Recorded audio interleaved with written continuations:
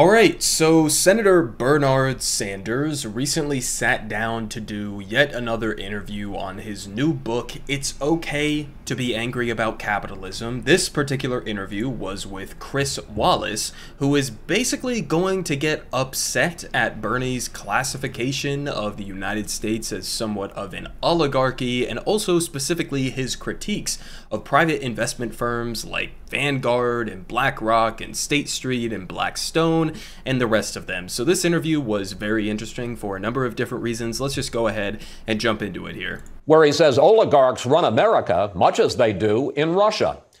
I wanted to know, who are these American oligarchs? You know who they are. They're people like Elon Musk. It's the billionaire class that has enormous power. Let's just take a look at what's going on. Today, the people on top are doing phenomenally well, and we have more income and wealth inequality than we've ever had in the history of this country. You got three people who own more wealth than the bottom half of American society. Okay, I mean, it seems like that in and of itself should be enough to kind of classify the United States as an oligarchy.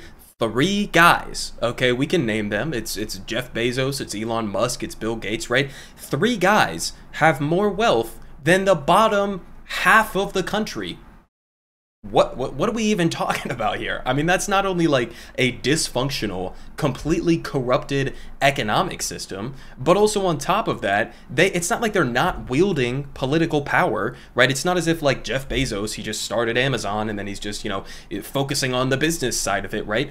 These companies, right, whether it's Microsoft, whether it's Amazon, whether it's Tesla or Twitter, now that Elon Musk took control of that, and all of their various, corporations and subsidiaries that are owned or partially owned by these billionaires or by the billionaire class broadly, right? It's not as if they're not participating in politics. In fact, you could argue they are in complete control of politics, right? They all have investments in these think tanks and these lobbying firms and direct political contributions to super PACs or campaigns of their preferred political candidates, right? That is what they are doing. They are not only influencing American politics and what policies are able to get passed and which ones aren't, and what's part of the broader conversation, the Overton window of American political conversation, right? It's all of that stuff combined, okay? They have not only economic dominance, but also political dominance, which is almost synonymous in this country because we've effectively allowed political bribery and corruption to be legal in this country, okay? What do you call it when, a political candidate is almost entirely financed, not by small dollar donations from their constituents or anything like that, but financed by corporate America and billionaires? Do you think that they're just doing that for fun? Do you think that there's no influence on the legislation? I mean, we talked about it so many times on this channel, that Princeton study, but that's just one sort of like data point that we can look at as a reference. But in that study, I mean, they showed almost a direct correlation, at least a much stronger correlation, between what the billionaire class, what corporations want in this country, and what ends up getting passed through the legislative process. And there's almost no correlation for what average working class Americans want and what ends up getting passed in legislation. I mean, that is an oligarchy. I don't see how you could possibly argue against that phenomenon, but here goes Chris Wallace here.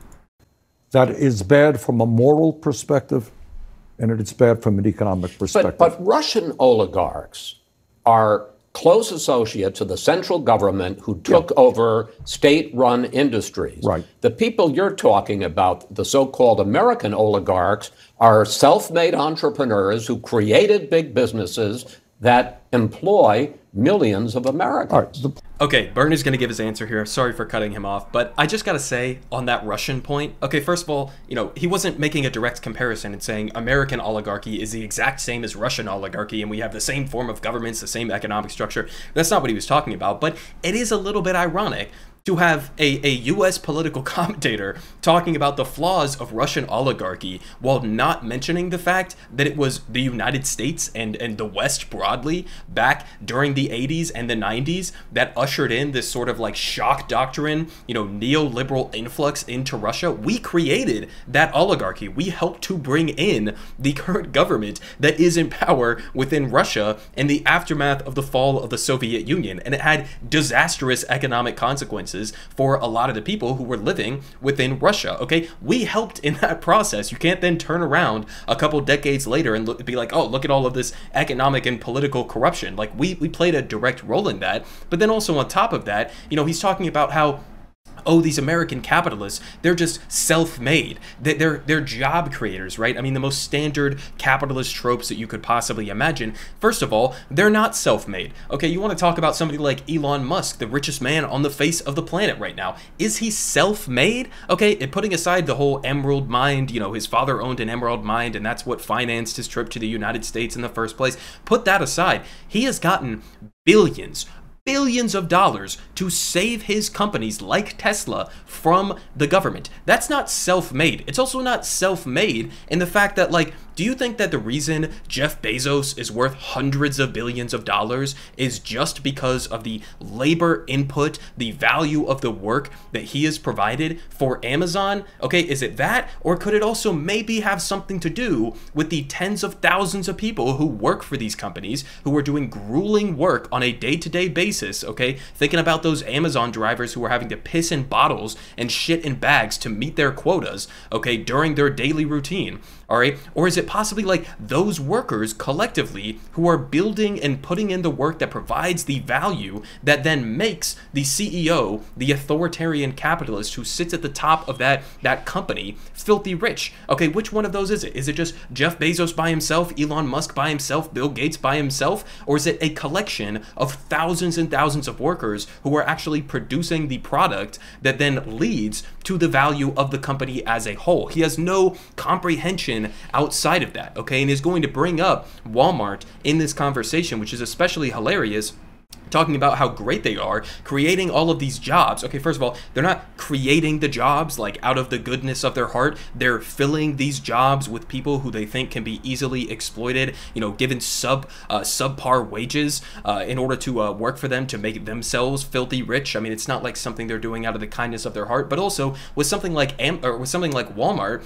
a lot of these workers, okay, one of the largest, if not the single largest employers in the country, a lot of their workers are having to go onto government programs, okay? Things like Medicaid, food stamps, etc., right? We, the taxpayers, are subsidizing the fact that these massive multi-billion-dollar companies are not paying their workers enough, okay? It's a complete absurdity of an economic and a political system, but somehow he's going to defend it. And not only is he going to defend this, but he's going to defend it with a personal anecdote because apparently his son works at some of these gigantic investment firms like Blackstone. So let's continue it here. Point is, I'm not suggesting that oligarchy in the United States is like it is in Russia. I'm not suggesting that we're an authoritarian country like Russia is. But what I am suggesting, and not only suggesting what I believe to be true, and the facts back it up, is you got a small number of people in this country, Chris, who have enormous power over our political life and our economy. And the results is massive income and wealth inequality. Over 60% of Americans are living paycheck to paycheck. People on top doing phenomenally well. All right. Then you have concentration of ownership. You want to talk about oligarchy? You got 3 Wall Street firms, Blackstone, State Street, and Vanguard, that control assets of $20 trillion. They are the major stockholders in over 90% of the S&P 500 companies. But wait. But when you're talking about Blackstone, for instance, Yeah. and I happen to know about it because my son works there, they are investing the money of the teachers' funds, of Right. public employees' funds. Those are real people who are basically are getting their pensions. But what I'm talking from about, the you process. asked me about oligarchy, I'm talking about power. If you have 3 Wall Street firms that combined are major stockholders in over 90% of the major corporations in America, determine who is on the board of directors, I think that that is real power. But let me pick up on this, because in your book you say flatly billionaires should not exist. That's right. And one of the targets that you go after is the Walton family. Yeah. Sam Walton had $25 billion net worth when he died. And obviously you'd be upset about that. On the other hand, Sam Walton built Walmart. Let me finish there. I know. Built Walmart, which is the biggest single private employer in the United States. It employs 1.5 billion Americans. Are you saying the country would be better off without people like Sam Walton and businesses like Walmart? Chris, what I am saying is you're asking me to be critical and attack these people. I'm not doing that. Well, you say billionaires shouldn't exist. That's right. You call them American oligarchs. I do. But it's not a personal attack on the Walton family or Musk or anybody else. It is an attack upon a system. Okay, so that basically is a perfect response to that, honestly, because that's something that conservatives just don't seem to be able to like comprehend at a fundamental level. When you're critiquing billionaires or corporations, you're not specifically talking about those individuals, right? Obviously, I have problems with them as individuals. Jeff Bezos, Elon Musk, I think they're incredibly annoying for the first part, but I think they're also incredibly exploitative, and you could have so many different critiques of them as individuals. But if you're focusing on that, you're missing the whole point there. Right? The whole point is he's not talking about like, okay, we should eliminate billionaires in the sense that we should like lock up Jeff Bezos. No, he's talking about the fact that if you have a society where 3 people have as much, if not more wealth than the bottom half of the country, tens, if not millions of people, then that is a broken economic system. He's saying we should structure society, structure our political and economic systems in a way that amassing that sort of wealth and political power is not possible. Okay, that's what he's saying there, and it's an entirely reasonable position that I think a vast majority of the American people would agree with, except for apparently Chris Wallace. Maybe has something to do with the fact that Bernie was calling out Blackstone and Vanguard and BlackRock and State Street because of their not only economic dominance, but also therefore their political dominance, and Chris Wallace has a personal familial connection to that company. Okay, so no surprise that he would be in a reactionary way sort of defending it.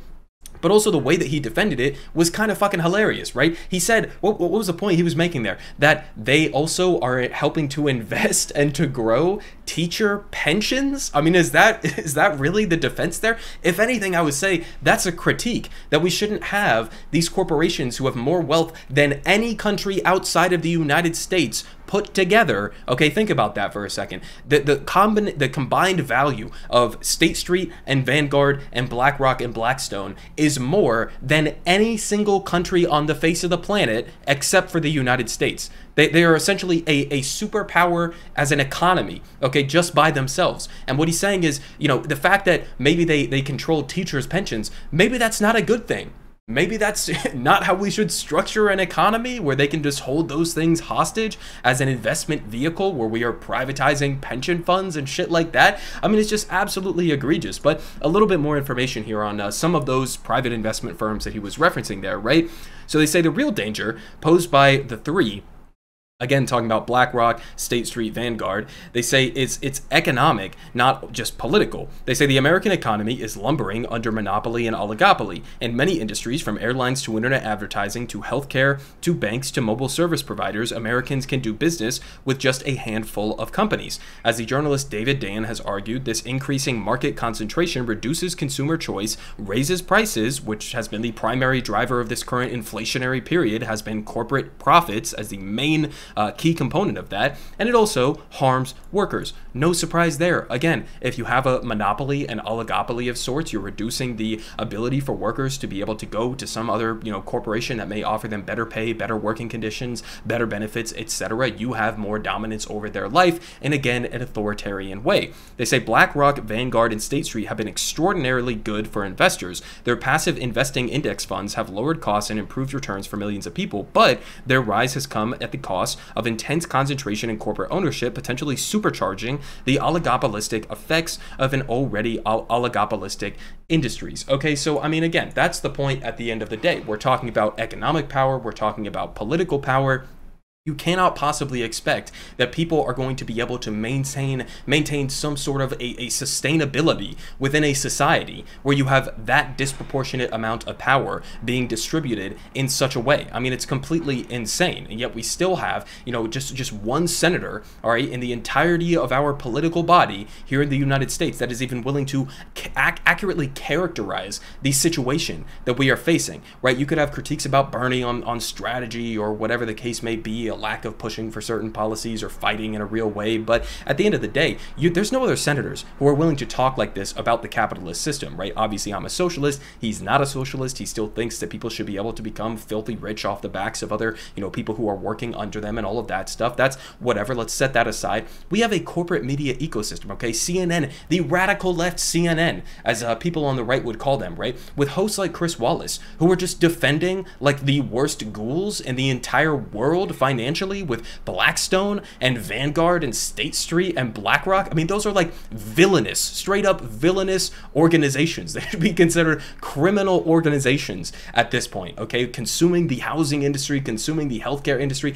Every single industry is touched by these people, okay? They have upwards of like almost, as he said, 90% control over the S&P 500, okay? 90% of S&P 500 companies, the largest companies in the entire United States, are owned at least in part by those three investment firms. I mean, what are we talking about here? Okay, I mean, it's a completely absurd, unsustainable political and economic reality, and yet we still have a corporate media sphere that looks at that and says not only is it completely normal and standard, but that it's actually a good thing, and that if we have political representatives who are trying to fight on behalf of working class people instead of on behalf of those corporations and the billionaire class, then you are actually the unreasonable one. You are the bad actor in this equation. I mean, it's just absolutely ridiculous. Everyone is saying good Politic guy has the best Politic. Believe me, no one does it like him.